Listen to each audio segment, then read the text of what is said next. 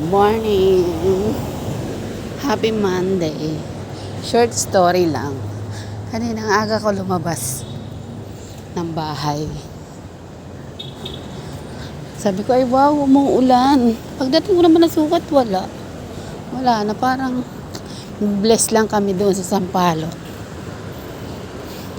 Tapos ito pa, natatawa na lang ako sa sarili ko kasi ang hinihintay ko talaga is yung aircon. So, ang tagal ko naghintay, siguro mga 10 minutes. Tapos nag-cellphone lang ako.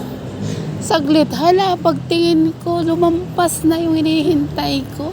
So, ang ending is nag-jeep na lang talaga ako. Kaluka. Ang tagal kong hinintay. Parang love story lang, charot. Ang tagal naghintay tapos wala. Ay, medyo kalmado na ang panahon ngayon. Malamig na pero kagabi hindi pa rin kasi nakatatlong ligo pa rin ako bago matulog. Pero ngayon, etong oras na to talaga naman dapat sobrang init. Pero ngayon it's okay na. Okay na.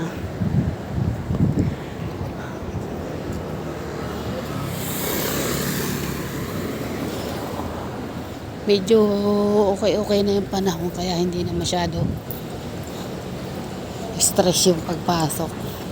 Mabuti nga kasi at ako'y naging 10 to 7. So, yung ginagawa ko na lang is naagahan ko na lang yung pasok.